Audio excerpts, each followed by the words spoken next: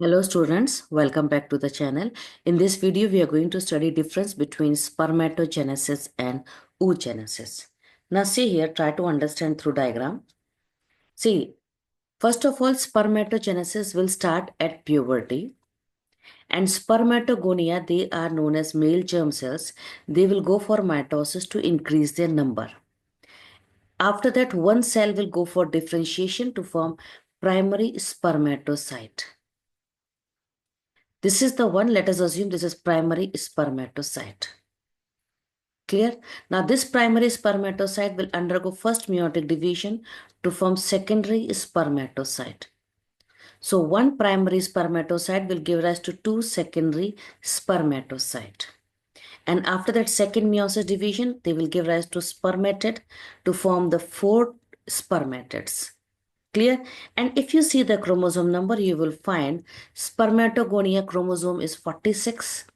Primary spermatocyte is also 46, but secondary spermatocyte chromosome number is reduced to half because meiosis 1 is actually reductional division. And spermatid also 23, which after differentiation will give rise to the spermatozoa. So here one primary spermatocyte will give rise to four spermatid and finally four spermatozoa. Now see here, oogenesis. Oogenesis, first of all, oogonia, they are made before birth. No more oogonia are added after birth. So in the fetus life only, whatever oogonia they have to make, they will make it. And after the differentiation, one cell will work as a primary oocyte. Please analyze the diagram. Primary oocyte. And in the fetus life only, first meiotic division will start. First meiotic division will start, and after that birth of the female child will occur. Clear? Then the birth occur.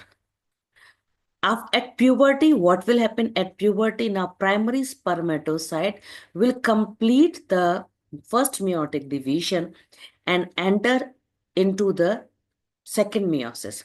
So first meiotic division completed at the puberty to make secondary oocyte and first polar body. So what is a ploidy of the oogonia? Diploid, primary oocyte, also diploid, but secondary oocyte is haploid and first polar body is also haploid. Clear?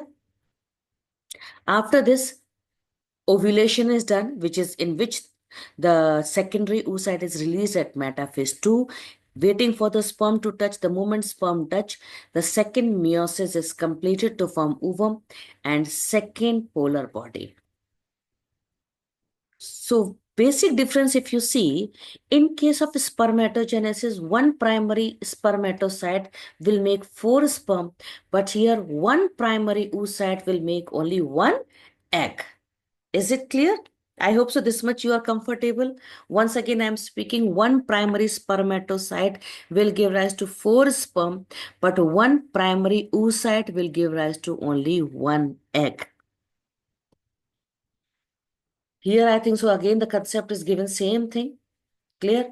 So spermatogenesis, they will replace, mitosis will be done daily. But here, in case of oogenesis, mitosis is done only in the embryonic condition. Then in spermatogenesis, some cell will go for meiosis 1, making 4 haploid spermatozoa. Spermatid will remain in seminiferous tubule to form into the spermatozoa, and the gametes are very small, little cytoplasm and very less organelle. Millions are made every day throughout the life starting from puberty. But for oogenesis, a great deal of cell growth has to occur before meiosis 1 start, making one ovum and two polar body. First polar body will die and then second polar body. Differentiation will be in the ovary and it will continue after ovulation. Gamete will be very large, having large amount of cytoplasm, nutrient and all the organelles. Ovulation of one of the total 1,000 of oocytes with each menstrual cycle will going on and it will stop at menopause. So in spermatogenesis, 4 are made. In oogenesis, only 1 is made. It is made million per day spermatogenesis. Gamete formation is million per day. And here it is only 1 per month. What is the time of the release of the gametes?